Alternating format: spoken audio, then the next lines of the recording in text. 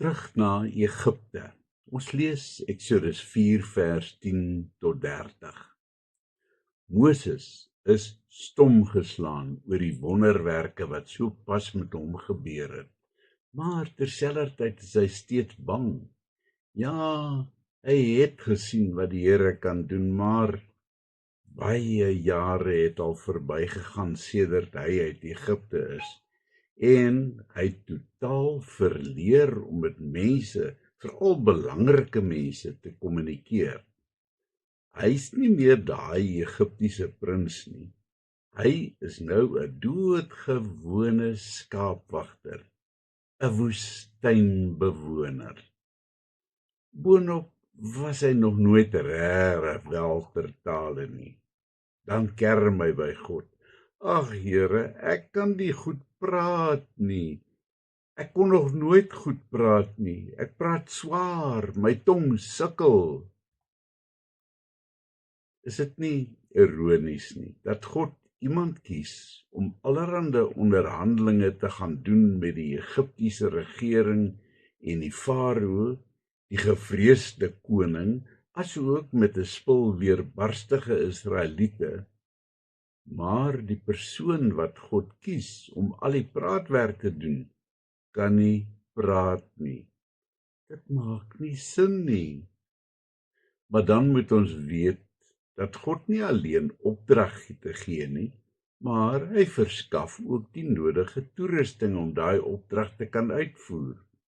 Dink maar net byvoorbeeld hoe Jesus tydens sy hemelvaart vir die disippels opdrag gegee het om die evangelie te gaan verkondig aan al die nasies. Kort tevore het hierdie klomp nog uitmekaar gespat van vrees. Hulle was totaal hulpeloos. Maar dan, op Pinksterdag, gee God hulle al die toerusting wat hulle nodig het om te sorg vir die grootste evangelie ontploffing van alle tye. Jesus se belofte, ek is by julle, het hy beslis gestand gedoen. God verwag nie van ons om dinge te doen wat bo ons vermoë is nie. Dis ons wat dikwels dink dat ons nie kan nie. Maar wees verseker, as God ons roep, dan weet hy dat ons die vermoë het om die taak te kan uitvoer. En wat meer is, hy gee die toerusting. Daarom verduidelik die Here vir Moses dat dit hy is wat aan die mens 'n mond gegee het om mee te kan praat. Hy sal vir Moses help en hy sal hom voorsê wat om te sê. Maar steeds bly kerm Moses. Ag asseblief tog Here, stuur liewer iemand anderste.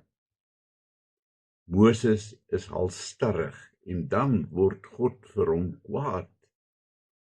Moses is die persoon wat God wil hê vir die taak. Maar waarskynlik om Moses 'n bietjie selfvertroue te gee, maak God tog 'n toegewing. Moses se broer, Aaron, sal hom kom help en sy segsman wees. Is dit nie opvallend nie, dat God wel Moses se besware ernstig opneem? Hy ignoreer dit nie maar net nie. Dit teken iets van God se oneindige geduld met ons as mense. Ten spyte daarvan dat Moses se gekerm God kwaad gemaak het, kom God steeds in liefde en hy gee hom 'n tydelike oplossing vir die ding wat Moses sien as 'n reuse, onoorbrugbare probleem in sy lewe. Nie alleen maak God 'n toegewing nie, hy stuur selfs vir Aaron na Moses toe om hom te kom ontmoet. Boonop berei die Here selfs vir Aaron voor, want Moses moet hoor dat sy broer baie bly is om hom te sien. Ja, inderdaad word Aaron toe wel Moses se spreekbuis. Maar ons sien deurentyd vir Moses as die meesterbrein, die een wat die opdragte gee. Maar Moses sou dit nog berou, dat hy so daar voor God gekerm het, want Aaron het soms vir Moses baie groot hoofbrekens besorg. Maar toe sit hy met hom. Jy sal onthou dat dit inderdaad Aaron was wat die goue kalf gebou het daar by die Sinaïberg. Uiteindelik het Josua al gaande Aaron se rol beginne oorneem. Maar nou lê daar eers 'n ander berg voor Moses, sy skoonpa Jethro. Hoe sou die man reageer as hy moet hoor dat sy veewagter nou skielik moet vertrek? Sal Moses dalk eers 6 maande kennis moet werk? En erger nog, Jethro gaan nou sy geliefde dogter verloor, want met Moses wat by hom bly, is sy lievelingskind elke dag by hom. Maar selfs hier voorsien die Here en hy berei vir Jethro voor, want as Moses daardie moeilike ding vir sy skoonpa vertel, van dat hy Egipte toe moet gaan, is Jethro se reaksie dadelik: gaan gerus. En dan word een van Moses se groot vrese ook besweer, as die Here hom gerusstel oor sy vervolgers. Al die mense wat hom wou doodmaak, is reeds dood. Dus kan hy met veiligheid terugkeer na Egipte. En so begin Moses se terugtog na die land van sy herkoms. Met vroulief Sipora en die kinders op 'n donkie durf hulle die lang pad na Egipte aan. Iewers op pad besny Sipora hulle seentjie met 'n klipmes. So verkry sy gesin ook deel van die verbond van God met Abraham.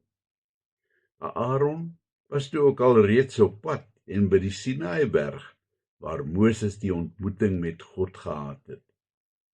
Daar kom die twee bymekaar. Nou is die tafel gedek vir God se groot verlossingsplan. Baie jare later sou daar weer 'n groot verlossingsplan wees. Een wat nog veel groter en baie meer asemrowend sou wees as hierdie reuse plan wat besig was om te ontvou. 3,5 miljoen Israeliete moes bevry word uit slawerny. 'n Menslik onmoontlike taak. Maar dit sou lyk na 'n ou kleinigheidjie in vergelyking met die tweede verlossingsplan. Kom ons bid.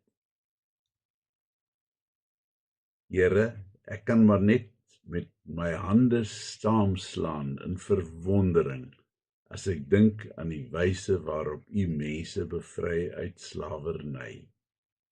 Amen.